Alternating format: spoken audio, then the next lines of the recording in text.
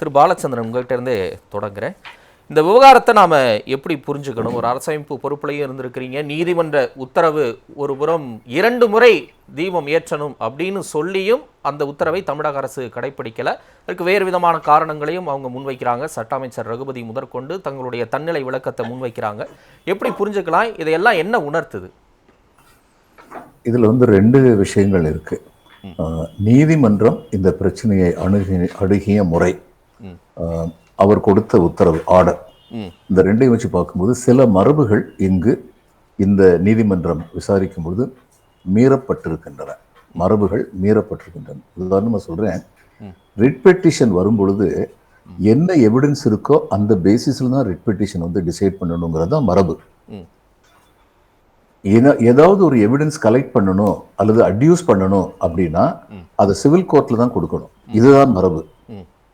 இதுக்கு constitutional court, இதுக்கு high கோர்ட்டும் சுப்ரீம் கோர்ட்டும் constitutional courts.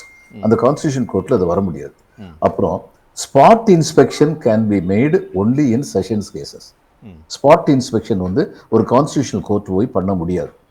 There cannot be made by constitutional court. இதெல்லாம் மரபு, இதுவரைக்கும் பின்பற்றப்பட்டவை. இப்பொழுது இவைகள் மீறப்பட்டிருக்கின்றன அப்படிங்கிறது அடிப்படை உண்மை. 2வது, இந்த கேஸ்ல மனுதாரர் கேட்டது என்ன? அங்க கொடியேற்றுறதுக்கு நீங்க உத்தரவு கொடுங்க.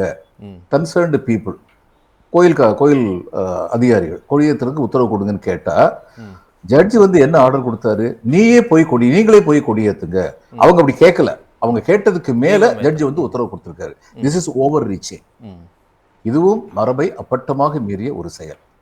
அடுத்தது சிஏஎஸ்எஃப் பார்த்து ஜட்ஜி சொன்னாரு, நீங்க கூட போங்க, பாதுகாப்புக்கு போங்கன்னு சொன்னார். அதுக்கு காரணமா அவர் என்ன சொன்னார்னா, ஸ்டேட் போலீஸ் என் கூட கோஆபரேட் பண்ணல அப்படின்னு சொன்னார். இப்போ ஸ்டேட் போலீஸ் கோஆபரேட் பண்ணல அப்படிங்கிறது எந்த பேசிஸ்ல சொன்னாரு? அவர் எஸ்பி அல்லது கமிஷனர் கோஆபரேட் பண்ணலையா?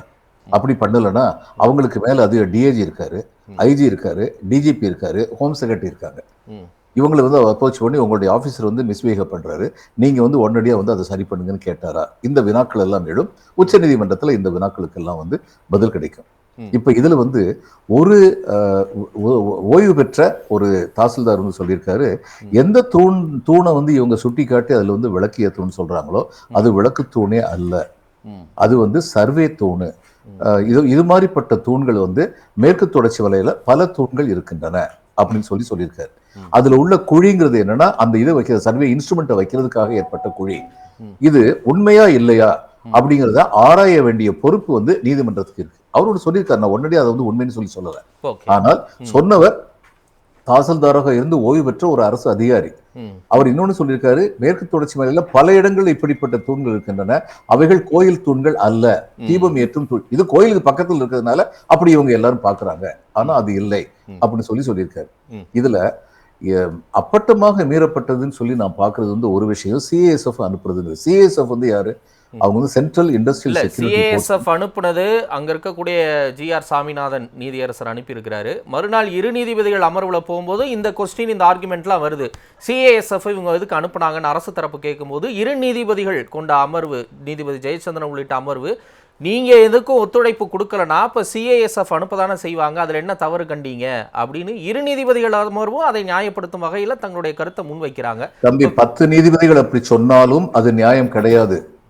ஏன்னா சுருக்கமா சொல்றேன், CISF is not a police force. அவர்கள் சிஆர்பி, பழைய சிஆர்பி இருக்கு, அதுல போலீஸ் ஃபோர்ஸுக்கு அதிகாரங்கள் வழங்கப்பட்டிருக்கின்றன. அந்த அதிகாரங்கள் எதுவுமே, கடமைகள்னு சொல்லுங்க, அதிகாரங்கள்னு சொல்லுங்க, அது எதுவுமே சிஐஎஸ்எஃப் கிடையாது. ஆர்பிஎஃப் ஒன்று இருக்கு, ரயில்வே ப்ரொடெக்ஷன் ஃபோர்ஸ். அதுக்கும் கவர்மெண்ட் ரயில்வே போலீஸுக்கும் ரொம்ப வித்தியாசம் இருக்கு. ஆர்பிஎஃப் ரயில்வே சொத்துக்களை பாதுகாப்பதற்காக ஏற்படுத்தப்பட்ட ஒரு அமைப்பு. கவர்மெண்ட் ரயில்வே போலீஸ் அப்படிங்கிறது போலீஸ் டிபார்ட்மெண்ட் ரெகுலர் விங். இந்த 2க்குமே இவ்வளவு பெரிய வித்தியாசம் உண்டு.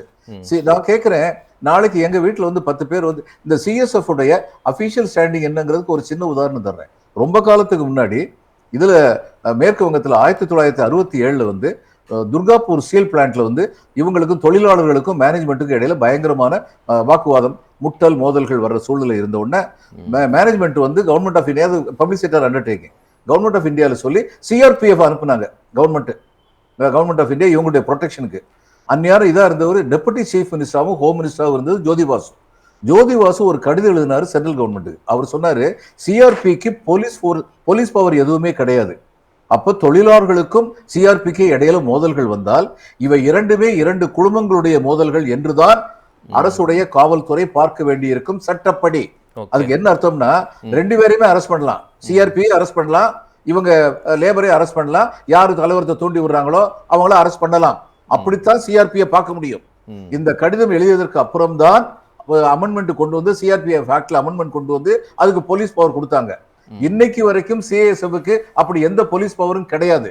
நம்பர் 1. நம்பர் 2, லா அண்ட் ஆர்டர்ங்கிறது ஸ்டேட் கவர்மெண்ட் சப்ஜெக்ட். எந்த ஒரு நீதிபதியும் அந்த ஸ்டேட் கவர்மெண்ட் சப்ஜெக்ட் மீறி சென்ட்ரல் கவர்மெண்ட் போர்ஸ் அனுப்ப முடியாது. சிஆர்பிஎஃப் அனுப்ப முடியாது.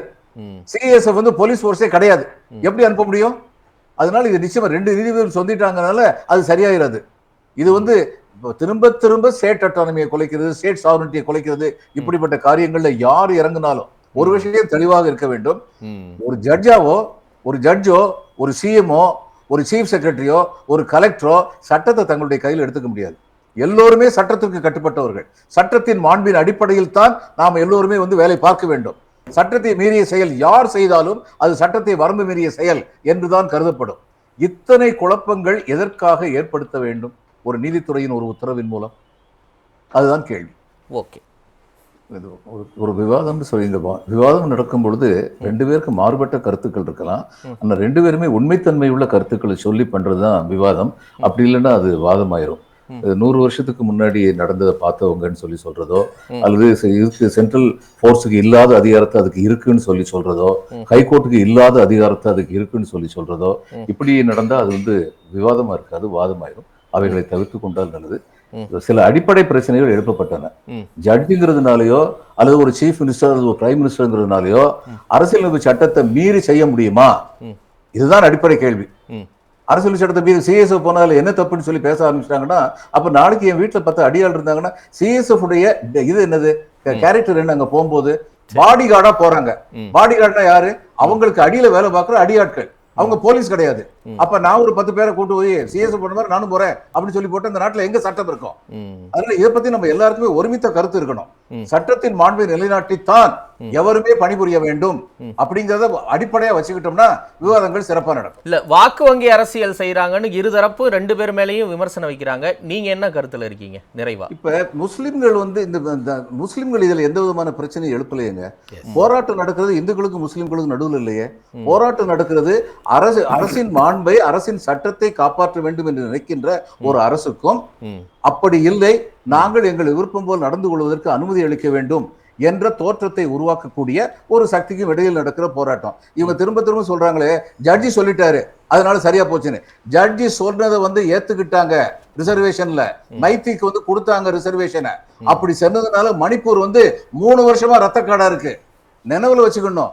ஜட்ஜி சொன்னாருன்னா அதை ஆள்றவங்களுக்கு வந்து அதை ஆய்ந்து பார்க்க வேண்டிய கடமை இருக்கு. இதை ஜட்ஜி சொன்னாருன்னா இதனுடைய இம்பாக்ட் என்னவா இருக்கும்? அப்ப அடுத்து என்ன செய்யணும்? அப்ப அடுத்து வந்து என்ன செய்யணும்? மேல்முறையீடு பண்ணணும். அதான் பண்றாங்க. மேல்முறையீடு பண்ற வரைக்கும் என்ன செய்யணும்? ஜட்ஜோடைய ஆர்டர் வந்து இம்மீடியட்டா கேரி அவுட் பண்ண முடியாது அப்படிங்கிறதுக்கான காரணத்தை சொல்லணும். கோர்ட்ல அந்த காரணத்தை சொல்லியிருக்காங்க. லா அண்ட் ஆர்டர் ப்ராப்ளம் வந்துரும்னு. இதுக்கு மேல அரசு என்ன செய்யணும்னு எதிர்பார்க்கறீங்க?